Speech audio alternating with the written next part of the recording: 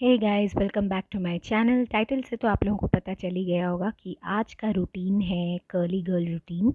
और ये जो हेयर रूटीन मैं आप लोगों के साथ शेयर कर रही हूँ बहुत ही छोटा मोटा सा है, आम सा है। फर्स्ट ऑफ ऑल मैं डिटेंगल कर रही हूँ ये डिटेंगलर ब्रश से अपने हेयर को। और मैंने प्रीपू किया है अपने हेयर को, मतलब कोई भी हेयर ऑयल से मैंने इसको ऑयल किया है। अब नेक्स्ट जो स्टेप है वो है डीप कंडीशन का। मैंने यहाँ पे लॉरियल का डीप कंडीशन मास्क लिया है। इट स्मेल्स क्वाइट नाइस और पैकेजिंग भी काफ़ी अच्छी है। तो मैं ये दो तरीके से आप लोगों को लगा के दिखा रही हूँ। एक तो मैंने प्रोडक्ट हाथ में ले लिया है और डायरेक्टली मैंने हेयर के जो लेंथ है उस लेंथ के से लगाते हुए मैं ऊपर की तरफ जा रही हूँ। तो ये एक मतलब प्रोसेस है जिससे हम लोग डीप कंडीशन कर सकते हैं। तो ये डीप कंडीशन का मतलब एक ही होता है कि हम लोग अपने हेयर को प्रॉपर प्रोटीन और मॉइस्चर दें, प्रोवाइड करें। तो अब मैंने हेयर को एक सेक्शन में करने के लिए मैंने क्लचर से थोड़ा सा हेयर लेंथ को मैंने बांध लिया पीछे से, ताकि मैं बाकी हेयर के सेक्शंस पे भी इस पर्टिकुलर कंडीशन को लगा सकूं। तो ये डीप कंडीशनर गाइस डीसी बहुत लोग बोलते हैं डीप कंडीशनर। तो ये वाला process is very important for all the curly girls listening out there. Like इस पर्टिकुलर चीज़ को अगर आप लोग ऑन अ वीकली बेसिस करते हो, it would definitely give you a very good result. अब ये सेकंड प्रोसेस मैं जो दिखा रही हूँ, मैंने इसको एमल्सीफाई कर लिया है अपने दोनों हाथों के पाम्स में प्रोडक्ट को, और फिर मैं नीचे से होते हुए ऊपर तक जा रही हूँ इसे लगाते हुए। तो ऑलवेज़ मेक श्योर कि क्योंकि कर्ली गर्ल के जो हेयर का लोअर सेक्शन होता है वो हमेशा ज़्यादा ड्राई होता है as compare to the upper section, मतलब हेड वाला पार्ट। तो हमेशा नीचे से शुरुआत करते हुए लगाएं प्रोडक्ट को ऊपर की तरफ। गाइज़, मैंने भी अपने एक्सपीरियंस से ये चीज़ें सीखी हैं और अभी भी मैं सीख रही हूँ। और बस छोटी छोटी चीज़ें हैं जो मैं आप लोगों के साथ शेयर कर रही हूँ। तो आप लोगों को अगर इसके ऊपर कोई भी सजेशंस हो या कुछ भी आपको लगे सही गलत जो भी है आपका एक्सपीरियंस, वो आप लोग मेरे साथ शेयर कर सकते हो। मेरे इंस्टाग्राम हैंडल भी मैंने दे के रखा है डिस्क्रिप्शन बॉक्स में।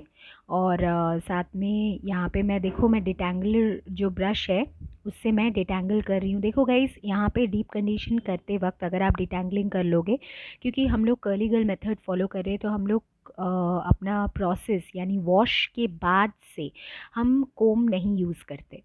ये बेसिक प्रोसेस है। तो अभी हम लोगों को जो भी डिटेंगलिंग वगैरह करनी है अपने हेयर में, अगर गांठें पड़ी हुई हैं या जो भी उलझे हुए हैं आपके बाल, उसको सही करें। अब 10 मिनट्स के लिए मैं वेट करूँगी इस चीज़ को, इस मास्क को लगा के। तो हम लोग, या तो मैं यहाँ पे अपने हेयर को एक बन के जैसा बना ले रही हूँ एक सिंपल क्लचर से। नॉर्मली मैं एक शावर कैप भी कभी कभार मैं लगा लेती हूँ ताकि मेरा हेयर सिक्योर रहे।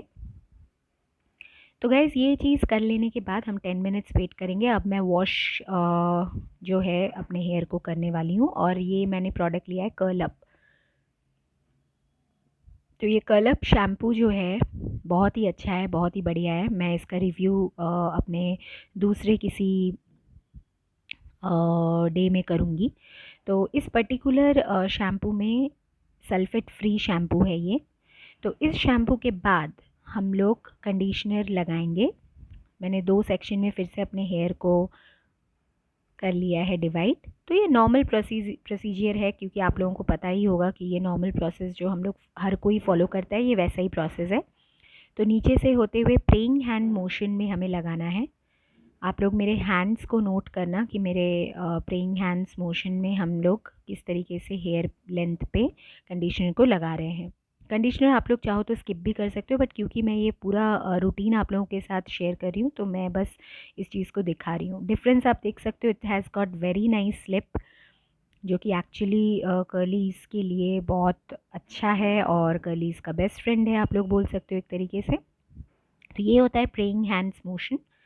और ये करने के बाद अच्छे से लेंथ में जो भी डिटेंगल करना है, आप फिंगर डिटेंगलिंग भी कर सकते हो, कोम से भी कर सकते हो, ताकि जो भी प्रोडक्ट्स है वो सारे इवनली डिवाइड हो जाए हेयर में। तो मैं इस पर्टिकुलर चीज़ को लगाने के बाद करीब करीब 10 टू 15 मिनट्स तक मैं इस प्रोडक्ट को अपने हेयर पे लगा के रखूँगी और फिर मैं वॉश कर लूँगी। तो वॉश करने के बाद अब ये जो मैं लगा रही हूँ वो है curl defining cream, कर्लअप same company का है। काफ़ी अच्छा है, मैंने इसको फ़र्स्ट टाइम यूज़ किया है गाइज़। ये मेरा फ़र्स्ट एक्सपीरियंस है विद द कर्लअप प्रोसेस। तो मैं ये जो भी चीज़ें मैं अपने आप के ऊपर एक्सपीरियंस करती हूँ वो चीज़ें मैं अपने व्यूअर्स के साथ भी शेयर करना पसंद करती हूँ। तो डेफ़िनेटली मैं चाहती हूँ कि जो भी कर्ली गर्ल्स हैं वो लोग इस प्रोसेस को फॉलो करते हुए अपने कर्ली हेयर, अपने नेचुरल हेयर को एम्ब्रेस करें, प्यार दें उसे। डेफ़िनेटली आपका हेयर जो है वो एक ना एक दिन अच्छा रिज़ल्ट देगा। तो इसको करने के बाद आप देख रहे हो मेरा हेयर क्लम्पी हो गया है। तो मैंने क्लम्प्स को और अच्छा सा एक शेप देने के लिए मैं इसको क्रंच कर रही हूँ। इसे स्क्रंचिंग मोशन कहते हैं गाइस।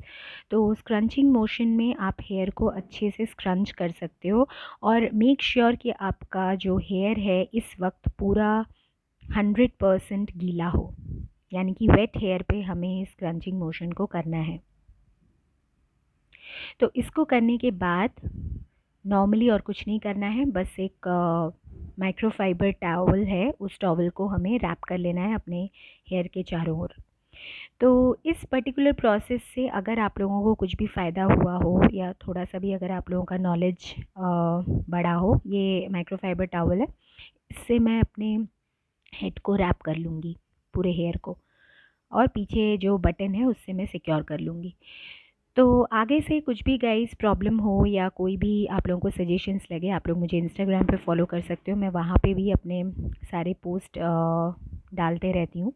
और आगे मैं नेक्स्ट वीडियोस के थ्रू मैं और भी इन डिटेल वीडियोस बनाने की कोशिश करूँगी। और कुछ भी अगर आपको लगे कि स्पेस ऑफ इम्प्रूवमेंट है तो आप ज़रूर मुझे कमेंट सेक्शन में कमेंट करके बता सकते हो। तो ये है मेरा वॉश डे का रूटीन और ये कुछ पिक्चर्स मैंने अटैच किए हैं वीडियो में, तो आप देख सकते हो कैसा कर्ली शेप आ गया है मेरे हेयर में। तो मिलते हैं किसी नेक्स्ट वीडियो में और बहुत ही जल्दी। Till then take care, be happy, bye bye.